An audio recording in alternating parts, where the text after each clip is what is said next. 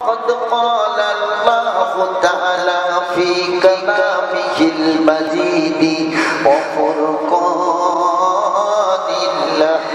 الحميد شغل أعوذ بالله من الشيطان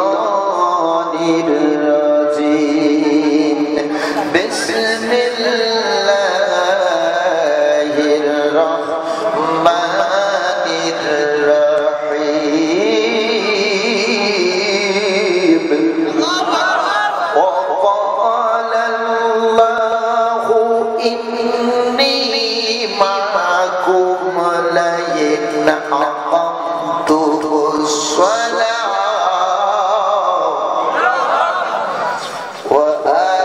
وآتيتم الزكاة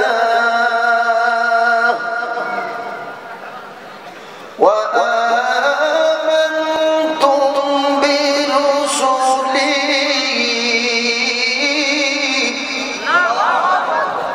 إلى آخر الآيات আমি আয়াতের আলোচনা শেষ নামাজে পাবো এজন্য সম্পূর্ণ আয়াত তেলাওয়াত করলাম না وقال النبي صلى الله عليه وسلم الصدقات ترد البلاء وتزيد في الأمور أو كما قال النبي صلى الله عليه وسلم من بنى مسجدا بنى الله له بيتا في الجنة أو كما قال النبي صلى الله عليه وسلم إن الله وملائكته يصلون على النبي يا أيها الذين آمنوا صلوا عليه وسلموا تسليما درد اللهم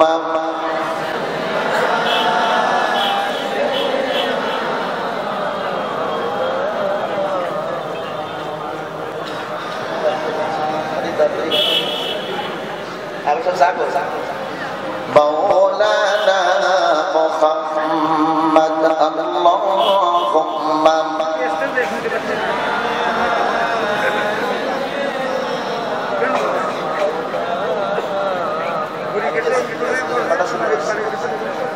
وعلى آل سيدنا مولانا নবী নবী করনে সোহনিম ও নবী নবী করনে সোহনিম চোখে মোরা দেখি না মন যে বলে উড়িয়া যাইতাম সোনার মক্কা মদিনায় আল্লাহুম্মা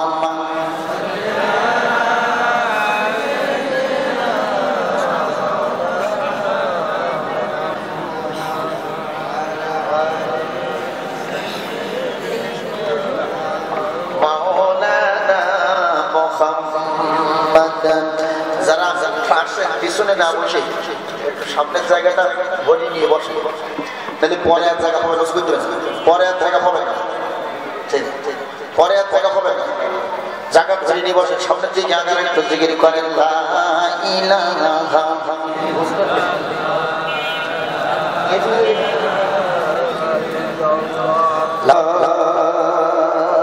কেউ জবান বন্ধ রাখবে না দেখেন সমস্ত শক্তিকে উজাড় করে আকাশ শুনবে একটা আওয়াজ দিয়ে ডান হাত কানা উসুল করে চিৎকার দিয়ে বলবো আলহামদুলিল্লাহ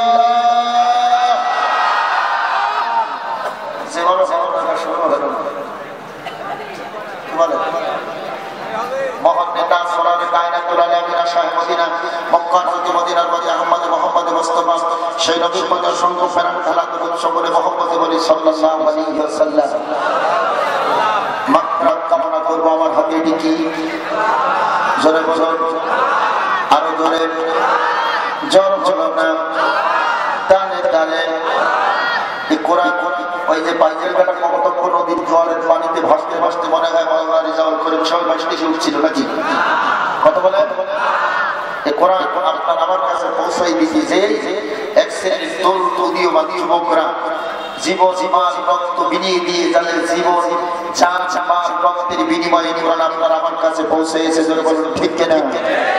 আমরা মাহফিল থেকে সর্বপ্রথমে তাদের নামে মাগফিরাত কামনা করতে চাই। আল্লাহ রাব্বুল আলামিন তাদের প্রত্যেকের শহীদি মরণ কবুল করেন, সকলে বলে আমিন।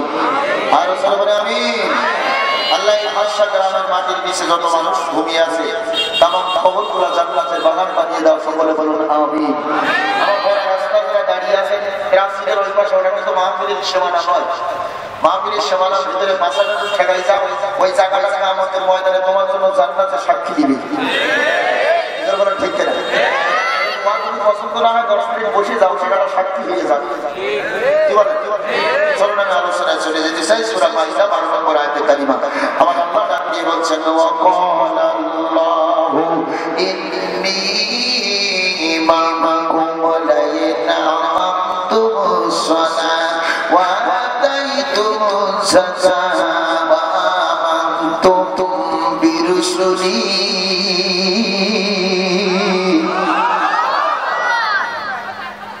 আমি তো এলাকায় 20 বছর মানুষ করছি, কি বলছি? আর আমার পরিচিত শ্রোতা সব একবার কবার পর্ব বলে কোরআন কারিমের আয়াতে কারিমা শুনবেন, জবানে আল্লাহু আকবার বলবেন, দুইটা উপকারে উপকৃত হবেন। এক নম্বর উপকার হলো জবানে যারা আল্লাহু আকবার তেলাওয়াত শুনে বলবে, আমার আল্লাহ ওই দেহের মধ্যে বড় কোনো রোগ দিয়ে পরীক্ষা নেবে না। দুই নম্বর উপকার হলো প্রতিটা মানুষ সিজদাতে চেহারার মধ্যে একটা তাজাল্লি আছে, জ্যোতি আছে। কোরআনুল কারীমের তেলাওয়াত শুনে জবানে যারা আল্লাহু আকবার বলবে, আমার আল্লাহ মৃত্যুর আগ পর্যন্ত চেহারার মধ্যে জ্যোতি নষ্ট করবে না। এজন্য আমি যখন কোরআনুল কারীম তেলাওয়াত করব, আপনার কষ্ট হলে ওজন্য একটু আল্লাহু আকবার বলা যাবে না? ওয়া ক্বালা আল্লাহু ইন্নী মা'আকুম। আমার আল্লাহ রাব্বুল আলামিন ডাক দিয়ে বলছেন, হে নবী আপনি বলে দেন, ইন্নী নিশ্চয় আমি আল্লাহ, মা মানে সাথে, খুব মানে তোমাদের, নিশ্চয় আমি আল্লাহ তোমাদের সাথে আছি। জোরে বলুন সুবহানাল্লাহ। আল্লাহ পাক যদি সাথে সাথে আর কারোর কিছু চাওয়ার পাওয়ার আছে, কারণ কারো কষ্ট আছে, দুঃখ কেলে ব্যথা বেদনা কার থাকবে। আমার ভাইরা, কোন একজন কবি বলেছেন, আল্লাহ তুমি যদি আমাকে জাহান্নামের আগুনে দাও, একবার আমি তোমার কাছে ক্ষোভ প্রকাশ করব না, দুঃখ প্রকাশ করব না। তুমি আমাকে ইচ্ছা করলে জাহান্নামে দিতে পারো, তবে আমি এমন রবের গোলাম, ওই রবের কাছে দাবি করলে রব তো ফেরাইয়া যায় না। আমার রব আমাকে যেই জাহান্নামের আগুনে দিবে, ওই জাহান্নামে যেন আমার সাথী হয়ে যায়। এসে বলে, রব যদি জাহান্নামের সাথী হয়ে থাকে, তাহলে কি আর জাহান্নাম থাকবে? থাকবে? আমার ভাইরা, আজকের মাহফিলে যারা এসেছেন, যে যেখানে দাঁড়িয়ে আছেন, আলোচনাটি শুনুন। আমার আল্লাহ রাব্বুল আলামিন আজে বাজে কোনো আলোচনা আমি করি না, জানেন? কোরআনুল কারীম সূরা মাইদা 12 নম্বর আয়াতে কারিমা আল্লাহ বলেন, বান্দা আমি তোমাদের সাথে থাকবো। আল্লাহ সাথে থাকবেন যদি, হে নবী আপনি বলে দেন, আপনার উম্মত যারা 5টি কাজ করবে, 5টি কাজ করবে যারা, আল্লাহ পাক রব্বুল আলামিনকে সাথে পাবে তারা।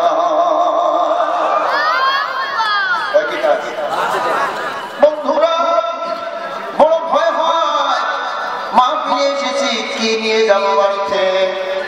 আল্লাহ আপনাকে জিজ্ঞেস করবে, তুমি শ্রোতার জন্য কি নিয়েছিলাম? টাকা কামাই করতে গেছিলাম। বন্ধুরা, আমি কিছু মানসামানা আপনাদের জন্য দিতে চাই, দিবেন? দিবেন? একটু হাত টাকা কে নিবেন না?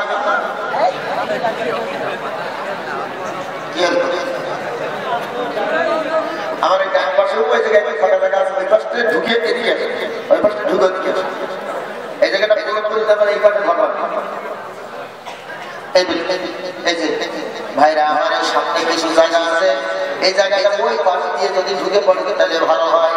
বন্ধুরা আমার, 5টি কাজ করবেন যারা, আল্লাহ রাব্বুল আলামিনকে সাথে পাবেন তারা। এক নাম্বার কাজ হলো লাইল। লাইল মানে যদি আকামতুমুস সালাত। আল্লাহ রাব্বুল আলামিন বলেন, যদি তোমরা নামাজ প্রতিষ্ঠা করো, তোমরা যদি নামাজ প্রতিষ্ঠা করো আমি আল্লাহ তোমাদের সাথে থাকবো। জোরে বলুন সুবহানাল্লাহ। নামাজ যদি প্রতিষ্ঠা করো আমি আল্লাহ তোমাদের সাথে থাকবো, আর নামাজ যদি না পড়ো আমি আল্লাহ তোমাদের সাথে থাকবো না। কি বলে? তাই তো বলা যায়। আমার নবী বলেছেন মাত্রাকা সালাতান মুতাআম্মিদান ফাকাদ কাফার। এর চেয়ে বড় গালিগালাজ পৃথিবীতে হতে পারে না। তারপরে আমরা ওটা কিছু মনে করি না। কিন্তু যদি এই স্টেজে কোরআনের কথা বলা হয়েছে যে এটা রাজনীতি এই কোরআনে রয়েছে, তখন কিন্তু মানুষের গাল বাড়ে। কিন্তু আমার নবী বলছেন মান তারাকা সালাতান মুতাআম্মিদান ফাকাদ কাফার। ইচ্ছা করে যারা ফরজ নামাজ ত্যাগ করবে তারা কাফের। ঠিক ঠিক। এসি বড় কালিয়ার আছে না? হ্যাঁ, তারপরে দেখেন ওদের কানে ঢোকে না। কানে ঢোকে? কানে ঢোকে না আমার ভাইরা। নবী আমার বলছেন বাইনা আব্দি বাইনাল কুফরি তারিকুস সালাহ। একজন মুমিন আরেকজন মুত্তাকি আরেকজন অমুসলিমের মধ্যে পার্থক্য হলো নামাজ। নামাজ নামাজ নামাজ। মুসলমান চেনা যায় নামাজে, মুসলমান দাড়িতে চেনা যায় না। দাড়িতে চেনা যায়? দাড়িতে যদি মুসলমান চেনা যায় তো ভারতের বহু মাহফিল করেছি। ভারতে শিখ নামে একটা সম্প্রদায় আছে, দেখবেন লাল দাড়ি পাগড়ি লাল, যেমন যাদের দাড়ি ফিগার তেমন কোমের বাহার। আমার ভাইরা অত দূর নামে যাওয়ার দরকার নেই। আমাদের বিশ্বকবি রবীন্দ্রনাথ ঠাকুরকে তো আপনারা দেখেছেন, যেরকম দাড়ি সেরকম গোপের বাহার। কবি কাজী নজরুলকে ডাকে দিয়ে বলেছিল, আমাদের জাতীয় কবিকে ডাকে দিয়ে বলেছিল কবি কাজী নজরুল করিয়াছ ফুল, দাড়ি না রেখে রেখেছ বাবুরি চুল। নজরুল ডাক দিয়ে বলেছিল কোথ থেকে নিয়ে এসেছি আপনাদের জন্য, শোনেন মনোযোগ দিয়ে। নজরুল ডাক দিয়ে বলেছিল অনেক ব্যাখ্যা, কিন্তু ব্যাখ্যা বলবো না, যেহেতু আমি আমার পরে একজন বিশ্ববিখ্যাত বক্তা আলোচনা আপনারা শুনবেন, সময় আমি নষ্ট করতে চাই না। নজরুল ডাক দিয়ে বলেছিল ও রবীন্দ্রনাথ ঠাকুর, মুখেতে রাখিয়া দাঁড়ি উল্লাস করিতেছ ভারী, বেহেশতের সড়কে আসা আমার খোদা কি তোমার বাকুই পাখি, কয়ে পানা পড়িলে তোমার ওই দাড়িতে বাঁধিবে বাসা।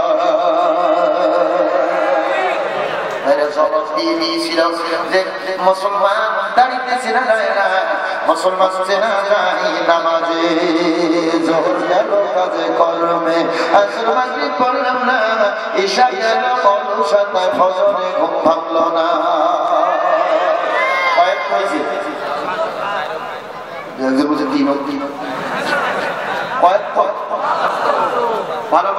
জোহর গেল কাজে কর্মে, আসর মাগরিব পড়লাম না, ঈশা গেল অলসতায়, ফজরে ঘুম ভাঙলো না। এইটা মানে হলো কেলা। কেলা মানে হলো স্বপন নাতিক ছাড়া আর কিছু না। এক ওয়াক্ত নামাজ আমরা পড়তে চাই না, না পড়ার ফলে লোক বেশি জোরে ঠিক কিনা? 2018 সালের জরিপ শোনেন, 2018 সালের জরিপ শোনেন, এদেশের জুমার নামাজ পড়ে 25% মানুষ। তার মানে হলো 100 জনে 25 জন, 100 জনে 25 জন জুমার নামাজ পড়ে। তাই দেখেন না আমাদের মসজিদ গুলো দোতলা করা লাগে। আর যদি 100% মানুষ জুমার নামাজ আদায় করতো, তাহলে এক গ্রামে 10টা 12টা মসজিদ করা লাগতো। ভাইরা আমার, আর এই তো জুমার নামাজ কেন ভক্তিও নামাজ পড়ে আমার ভাইরা 15%, তার মানে 100 জনে 15 জন মাত্র 5 ওয়াক্ত নামাজ পড়ে। মানে হুজুর আমাদের এলাকায় যা দেখি সব দেখি নামাজি 100 জনে 15 জন হচ্ছে কি করে? গোটা দেশের জরিপ মিলাইয়া আমার ভাইরা 100 জনে 15 জন 5 ওয়াক্ত নামাজ আদায় করে।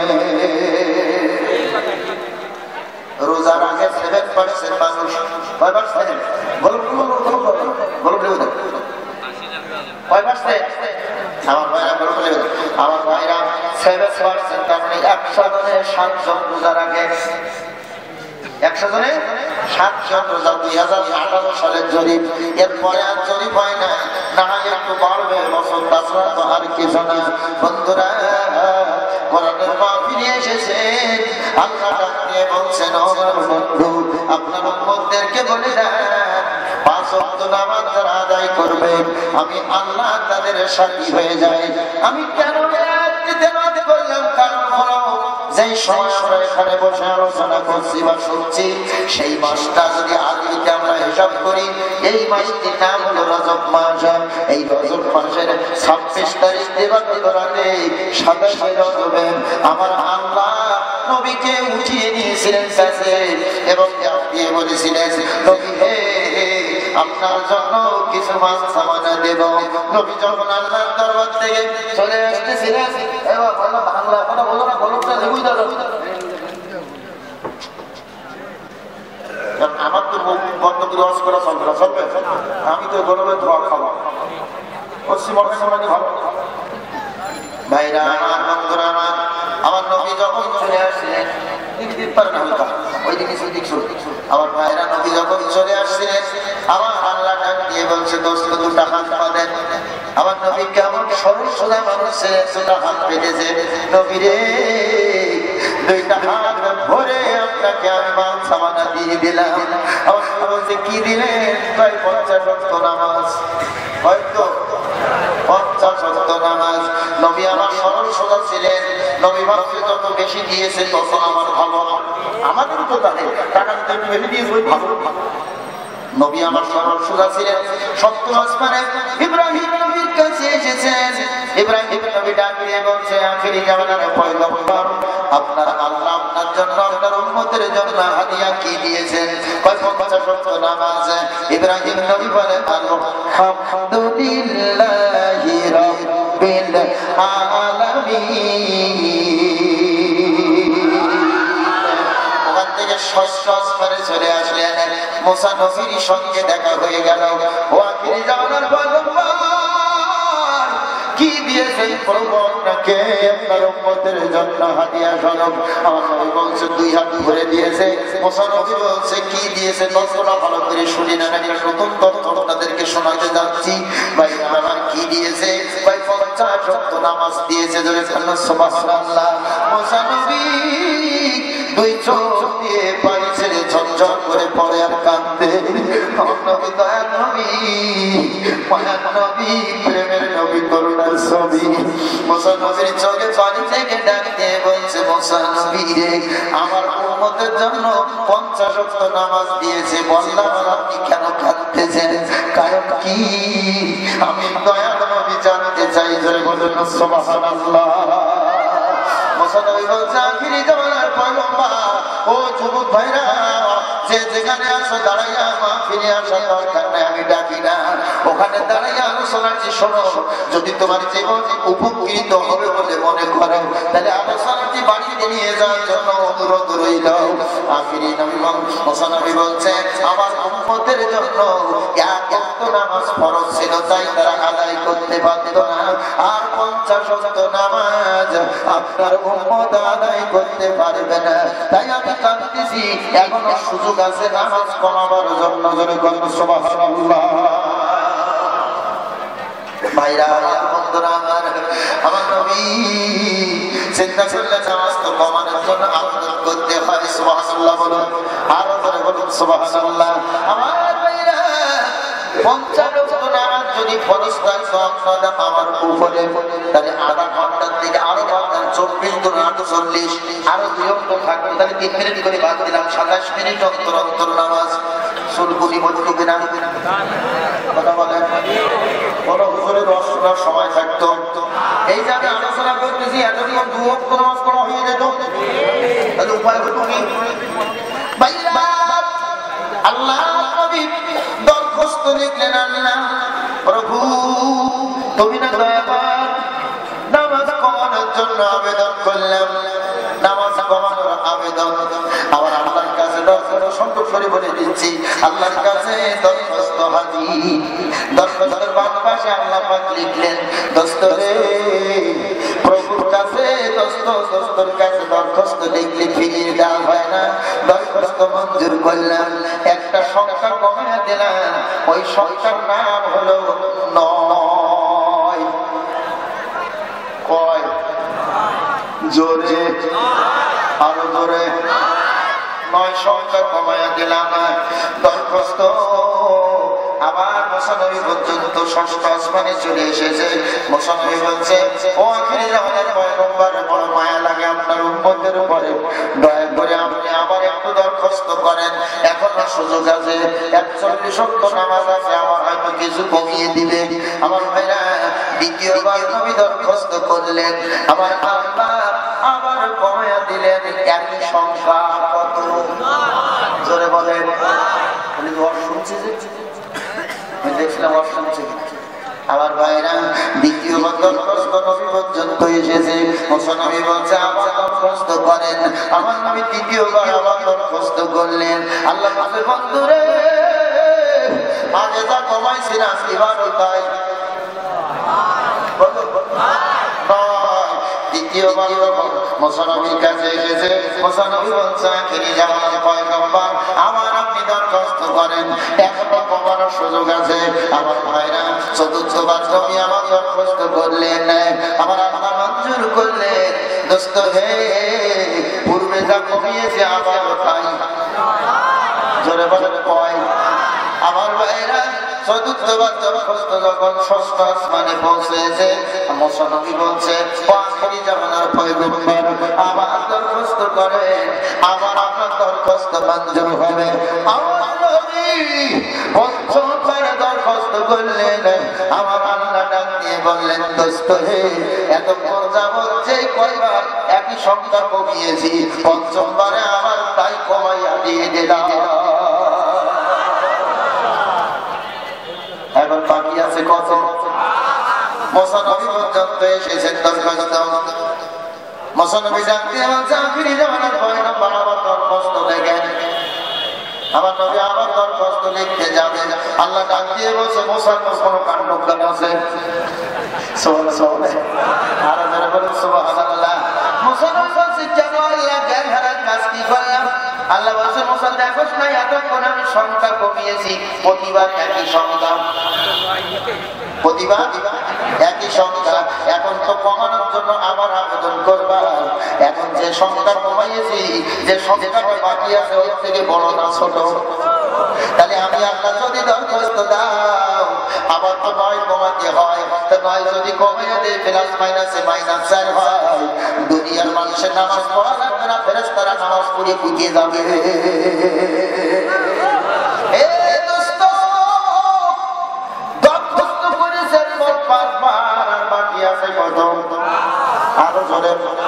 আমি আল্লাহ প্রতিবার একটা সংখ্যা কমিয়েছি, সেই বাড়িটা কত? 5। সেই 5 গেল 5 বার। একই সংখ্যা কমিয়েছি, সেটাও হলো 5 বার। একই সংখ্যা কমিয়েছি, সংখ্যাটা হলো 9। দোস্ত হে, সর্বোপরি আপনার পরে কোরআনুল কারীমের আয়াতে কারিমা যেটা নাযিল করেছিলাম, ও আয়াত সংখ্যা ছিল কত? জোরে বলেন। সূরা আলাকের প্রথম 5টি আয়াত আমি আপনার ঘরে নাযিল করেছিলাম। দোস্ত হে, ওই আয়াতের সঙ্গে 5 মিল হয়ে যায়, তাই আমি আপনার উম্মতের জন্য ঘোষণা দিয়ে দিলাম 5 ওয়াক্ত নামাজ আপনার উম্মতের পরে ফরজ করে দিয়ে দিলাম। এই 5 ওয়াক্ত নামাজ দিনে রাতে পড়বে যারা, 50 ওয়াক্ত নামাজ পড়লে যত সওয়াব হয় ওই পরিমাণ সওয়াব তাদের আমলনামায় দেওয়া হয়।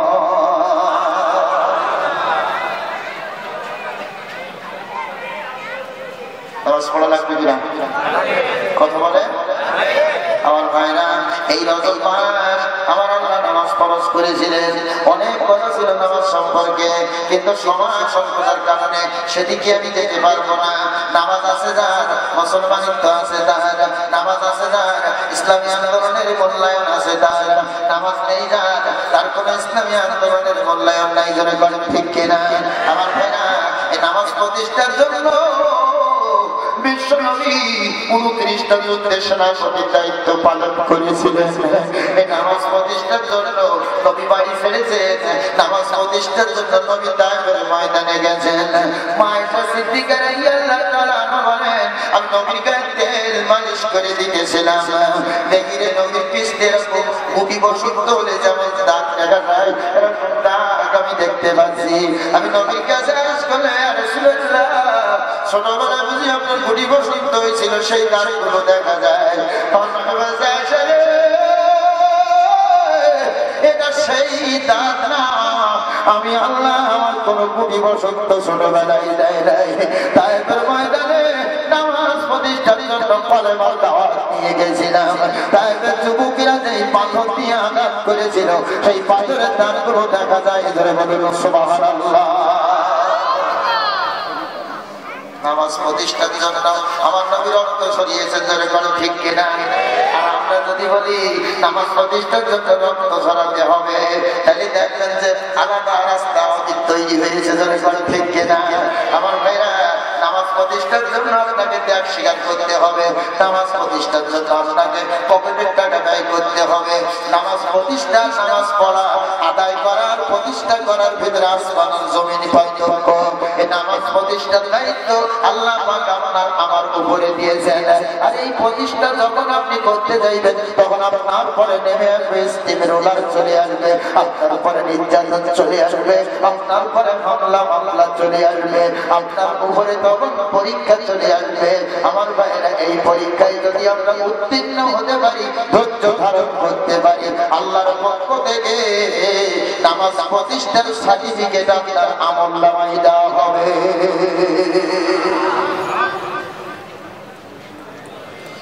আমার কথা বলতে কষ্ট হচ্ছে?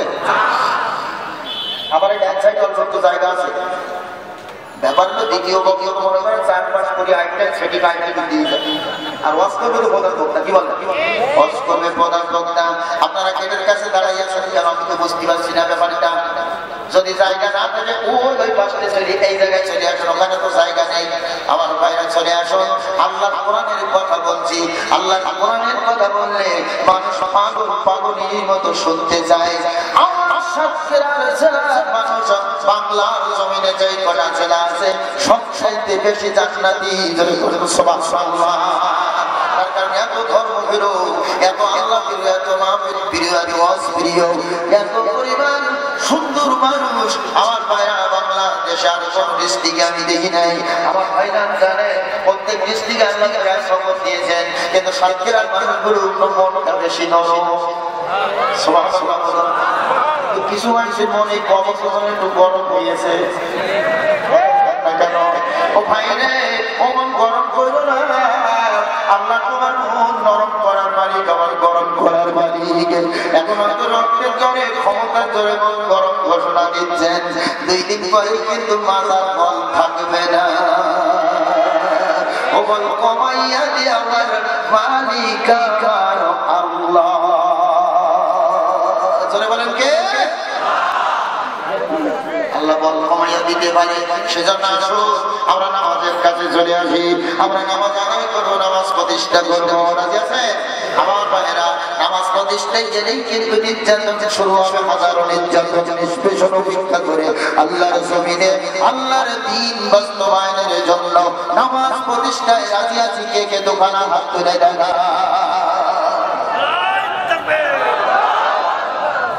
আল্লাহ হাতগুলা কবুল করুক, সকলে বলে আমিন। আর আসলে বলে আমিন, আর আসলে বলে আমিন। আমার ভাইরাদের জন্য সময় ব্যয় করবো, ধরুন 15 মিনিট করে ধরুন, তাহলে 5 মিনিট কত? 75। আপনি না হয় 15 মিনিট বাড়াই দেন, তাহলে 75, 80, 90, 1.5 ঘন্টা। 1.5 ঘন্টা সময় যদি আপনি দিনই রাতে 5 ওয়াক্ত নামাজের পিছনে ব্যয় করতে না পারেন, যে মালিক 24 ঘন্টা সময় আপনাকে দিয়েছেন, ওই মালিকের কাছে কি জবাব আপনি দেবেন?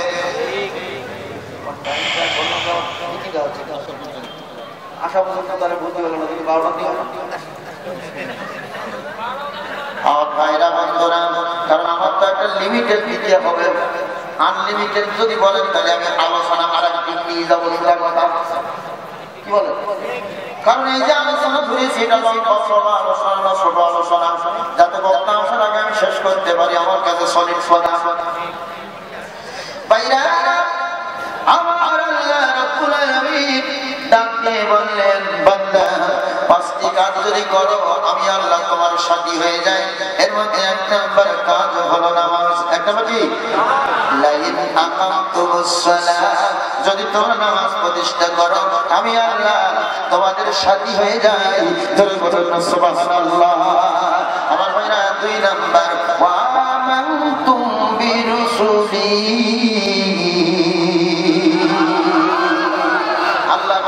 পরে যারা ঈমান আনবে আমরা ঈমান আনিলাম আমানতুম বিরুসুলিহি নবীর পরে যারা ঈমান আনবে আল্লাহ রাব্বুল আলামিন তাদের সাথে থাকবে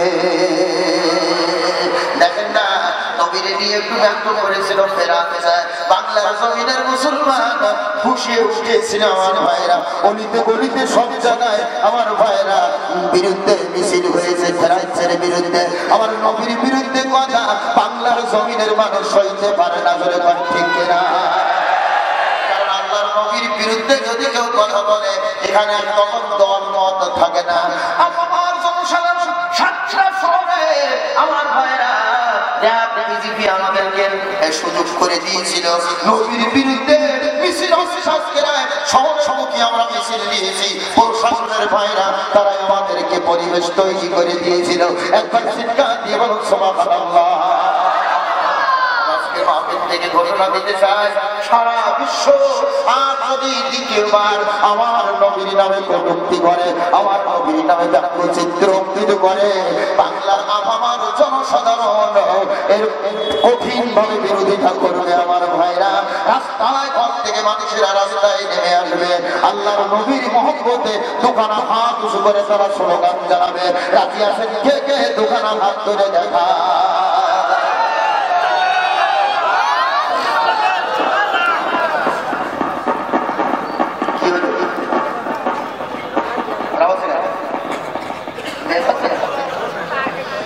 ভাইরা আমার বন্ধুরা আমার এইবার এই জায়গা আছে হালকা এবার যুবক মানুষ যারা দাঁড়িয়ে আছে একবার ধরো এখন যদি ওই অবস্থা হয়ে যায় এখন তো বিয়ে শাদী ঘরে ছিল তা বিয়ে শাদী করে যদি ফেলে দিতে হবে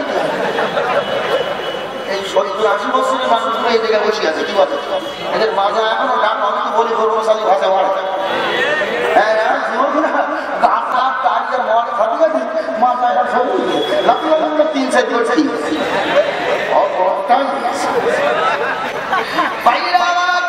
সবাই চলে আসেন জান্নাতের বাগিচায় আল্লাহর জান্নাতি বাগিচায় একটু বসে সবাই একসঙ্গে দোয়া করব আমার নবীর পরে ঈমান আনতে হবে আল্লাহর সাথী হয়ে যায় যেরকম সুবহানাল্লাহ আল্লাহ পাক সাথী হয়ে যায় ও বন্ধু নবী যে কাজগুলোর কথা বলেছেন সে কাজগুলো করতে হবে নবী যেটা নিষিদ্ধ করেছে সেটা আপনাকে আমাকে ছাড়তে হবে আল্লাহ নবী আমার বলেছেন আমার ভাইরা আল্লাহর নবী আমার একটা হাদিস বলেছেন as-sadaqatu tarattul bala wa tuzidu fil umri wa muhtasana rasulullah sallallahu alaihi wasallam man bana masjidan bana Allahu lahu baytan fil jannah aw kama qala an-nabiy sallallahu alaihi wasallam jore jore চিৎকার দিয়ে বলুন সুবহানাল্লাহ লা ইলাহা ইল্লাল্লাহ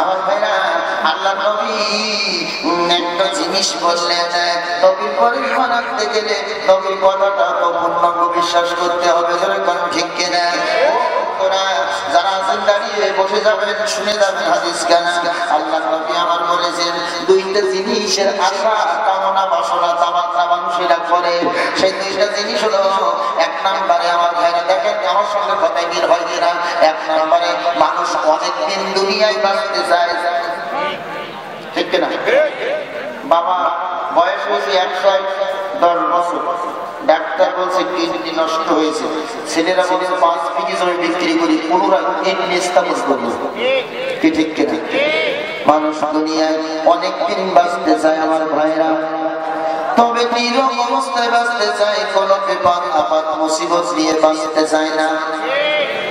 আরেকটা আমার ভাইরা দীর্ঘ হায়াত মানুষ পেতে চায়, আর নীরব অবস্থায় মানুষ দুনিয়ায় বাঁচতে চায়। এই দুইটা জিনিস বলেন তো আমরা চাই কিনা? কথা বলেন, চান নাকি? একটু হাত দেখা সবাই সবাই আমার ভাইরা। এই দুইটা জিনিস আমার স্বামী বলেছেন, একটা জিনিস যদি আমার উম্মতেরা দিতে পারে, আমি নবী কথা দিচ্ছি আমার উম্মতের জন্য এই দুইটা জিনিস দেওয়া হয়। নবী বলেছেন as-সাদাকাতু তারাতুল বালা, যারা সদকা করবে, দান করবে, তাদেরকে বালা মুসিবত দূর করে দেওয়া হয়। আর ওয়াতুজিদু ফিল উমরি, হায়াত তাদেরকে বাড়িয়ে দেওয়া হয়। জোরে একবার চিৎকার দিয়ে বলুন সুবহানাল্লাহ। আবার দান করলে পরে হায়াত বেড়ে যায়, দান করলে পরে বিপদ আপদ মুসিবত থেকে রেহাই পাওয়া যায়। ছোট্ট একটা ওকে আমি আপনাদের সামনে ঘোষণা করব আমার ভাইরা। হযরত মনসুর ইবনে আম্মার রাহিমাহুল্লাহ একজন আল্লাহর ওলিয়ে কামেল ব্যক্তি ছিলেন। উনি একদিন আলোচনা করতেছিলেন, নবীর উপরে যারা ঈমান আনবে আমার আল্লাহ পাক রব্বুল আলামিন তাদের সাথী হয়ে যায়। এই মানুষগুলা কিয়ামতের ময়দানে নিমিষের ভিতরে ফুলসিরাত পাড়ি দিয়ে চলে যেতে পারবে। আর নবীর পরে যারা ঈমান আনবে না তারা কিয়ামতের ময়দানে ফুলসিরাত পার হতে পারবে না। হুজুর হাজার হাজার মানুষ নিয়ে এই আলোচনা যখন করেছেন, ওই গেটের কাছ থেকে একজন যুবক হাত উঁচা করে বলছে, হুজুর আপনার আলোচনা খানা একটু রাখেন। ভাই কেন, কি হয়েছে? ভাই আপনার এই ওয়াজ আমি বিশ্বাস করি না। হুজুর বলছে, কেন বাবা তুমি বিশ্বাস করো না? তুমি আমার কাছে এসো তো, আমি তোমার মুখখানা একটু দেখতে চাই। ওই যুবক কাছে এসেছে, হুজুর বলছে, বাবা কি হয়েছে? নবীর পরে ঈমান যারা আনবে আল্লাহ তাদের সাথী হয়ে যায়, তারা ফুলসিরাত নিমিষের ভিতরে পাড়ি জমাবে। আর নবীর পরে ঈমান যারা আনবে না তারা ফুলসিরাত পাড়ি দিতে পারবে না। এখানে অবিশ্বাসের কি আছে? কয় হুজুর এটা তো বাকি আছে, কবে হবে তার কোনো ঠিক ঠিকানা নাই। আপনার চোখের সামনে আমার চোখের সামনে নগদ কোনো আলোচনা দিতে পারে না হুজুর, যেটা দেখে পরে আমি বিশ্বাস করতে পারি। হুজুর আমি কিন্তু মুসলমান না, আমি একজন অমুসলিম হিন্দু সম্প্রদায়ের মানুষ। বেয়াদবি নিবেন না, বাস্তব প্র্যাকটিক্যালি একটু কিছু দেখাইয়া দিতে পারেন। যদি পারেন আপনার আলোচনা আমি বিশ্বাস করব, আর যদি না পারেন আপনার আলোচনা আমি বিশ্বাস করব না। জোরে চিৎকার দিয়ে বলুন সুবহানাল্লাহ।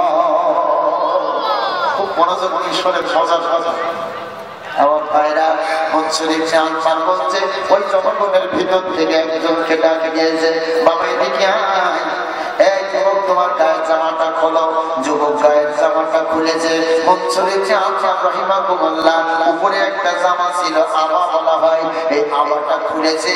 খুলে ওই যুবকের কাছে দিয়ে বলছে, দুইটা জামা ফুটবলের মতো বানাও। কিসের মতো? ফুটবলের মতো বানাও।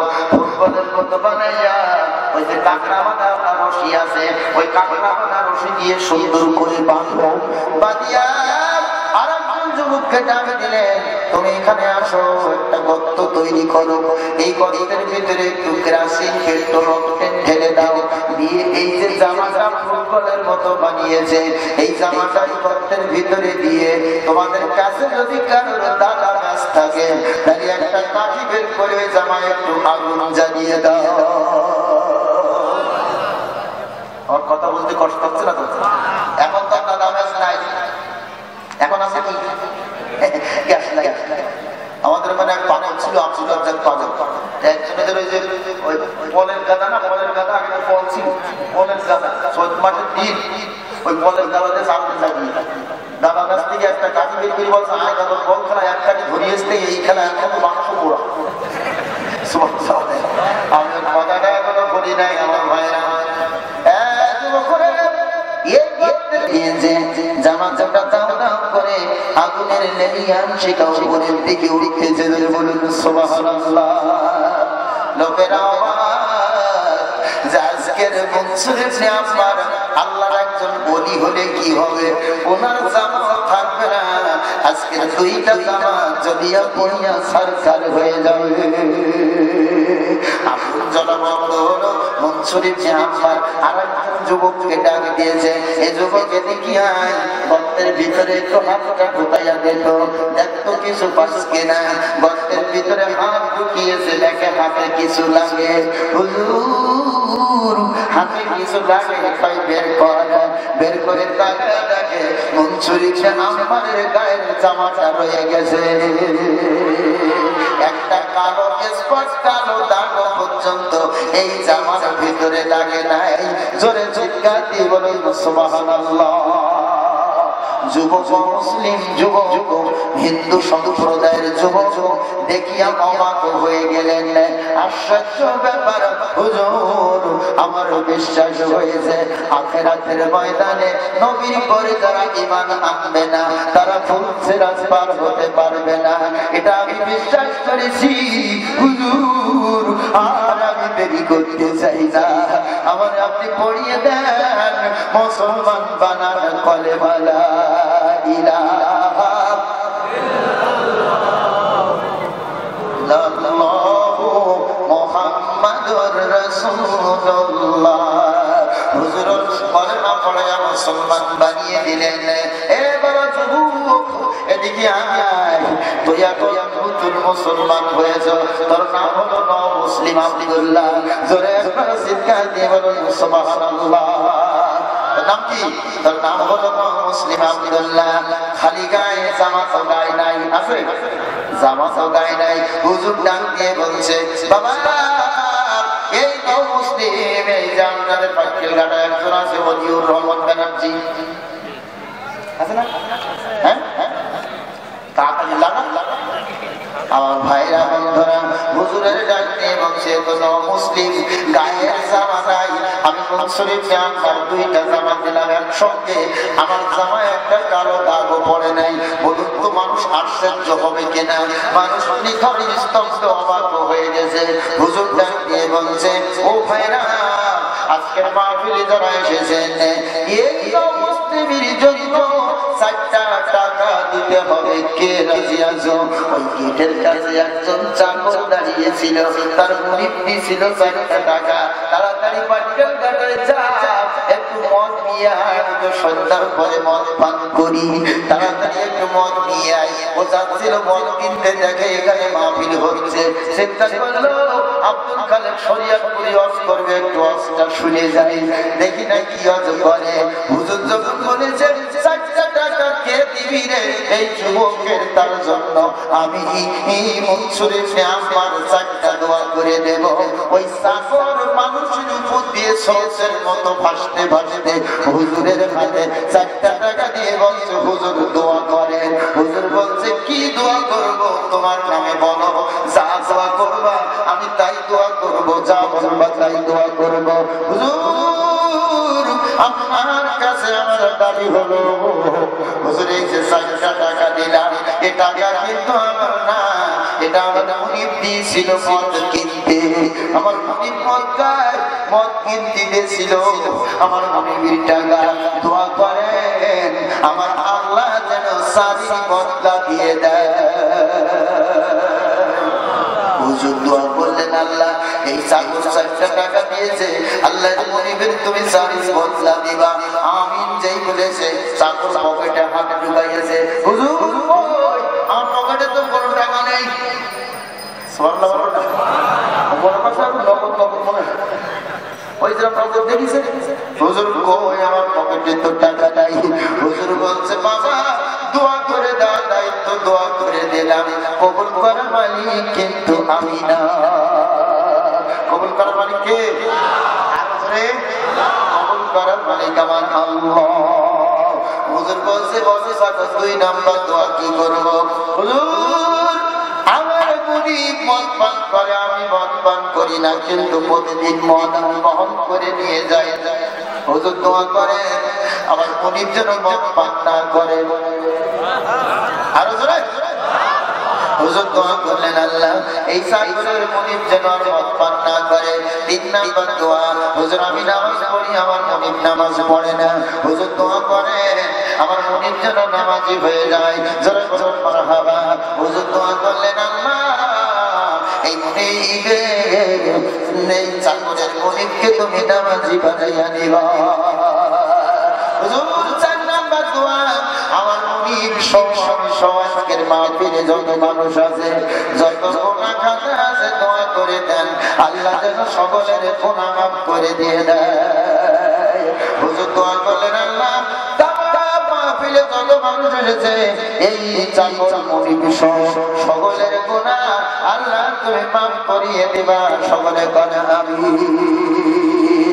আমার ভাইরা মাহফিল শেষ হলো চাকর এখন আসতে পরে খালি হাতে বাড়ির দিকে যাচ্ছে হাতে কিন্তু মদের বোতল নাই। এখন দোতলার পরে মুনিব কিন্তু জিনজিন নিয়ে বসে আছে যে সারা রাতটা এখনো মদ নিয়ে আসে না কেন?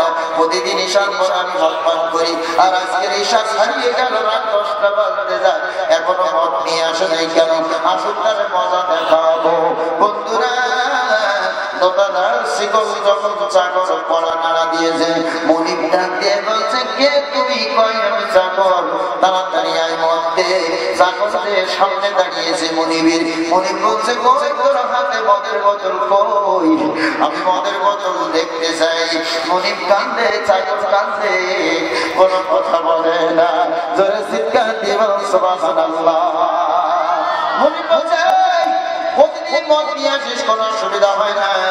আজকের মদ কি করলি তাড়াতাড়ি বল নাইলে জিনজিত দেখতে পাস এই জিনজিত দিয়ে তোর উপরে আমি আঘাত করবো এমন আঘাত করবো জীবনে তুই আর দোতলার পথ থেকে নিচে নামতে পারবি না। জোরে বলুন নাউজুবিল্লাহ। আমার ভাইরা যখন মুনিব এই কথা বলছিল তখন আল্লাহ আমার সৌভাগ্য দিয়ে আমার ভাইরা চক্ষু দুটো বন্ধ করে আল্লাহ দিকে মোতাবাক্কা দিয়েছে। ও আল্লাহ তোমার নবী দোয়া করেছে সারি ওয়াক্ত যদি না দাও তাহলে কিন্তু মধু আমার মারবে। আল্লাহ তোমার রহমতের দরবারে থেকে একটু রহমতের চাকরি দেখি দাও গো আল্লাহ। আল্লাহ তুই সত্যি ঝঞ্ঝা করে পানি বলছে মুনিব দেখে দেখে সাগরের চোখে পানি। মুনিব ডাক দিয়ে বলছে সাগরে চোখে কেন পানি? আমি তোর কাছে জানতে চাই কেন কাঁদছ? ভাই মুনিবরে কাঁদতে এই কারণে আমি যাচ্ছিলাম মদ কেনার জন্য। প্রতিমধ্যে আল্লাহর ওলি মনসুর ইবনে হাম্মার মাহফিল করতেছিল। ওই মাহফিলে একজন কলেমা পড়ে মুসলিম হয়েছিল তার জন্য 4টা টাকা চাইছিল। ওই মদ কেনার টাকা আমি তারে দিয়ে দিয়েছিলাম। মনসুর ইবনে হাম্মার আমার জন্য 4টা দোয়া করে দিয়েছে। ভাই কি দোয়া তাড়াতাড়ি বল। আল্লাহ মুনিবের মন নরম করে দিয়েছে। কি দোয়া তাড়াতাড়ি বল। ভাই 1 নাম্বার দোয়া বলেছে আই মদ কেনা 4টা টাকা কিন্তু আমার না, এটা আমার মুনিবের টাকা। হুজুর দোয়া করে দেন আল্লাহ যেন চারির বদলা দান করেন। জোরে চিৎকার দিয়ে বলুন সুবহানাল্লাহ। আমার ভাইরা বন্ধুরা মুনিব ডাকে বসে সাগরে আমার কাছে আমার নিকটে আয় রে। আমি তো 2 পকেট চেক করতে চাই। 2 পকেটে মুনিব হাত ঢুকিয়ে দিয়েছে। দেখে 2000 টাকা লাগে। আরো জোরে 2000 টাকা লাগে। মুনিব টাকা বের করেছে। দুইজনে মিলে গুনি, দুইজনে মিলে গণনা করে দেখে আমার আল্লাহ সাগরের পকেটে 1 নাই 2 নাই 4 টাকার বিনিময়ে 4000 টাকা দিয়েছে। সেই আল্লাহ এখনো আছে না নাই? জোরে বলেন। আল্লাহ যদি 1 টাকা দেওয়া যায় 1-এর বদলায় 1000-এর বেশি দিতে বাধ্য করে। ঠিক কিনা?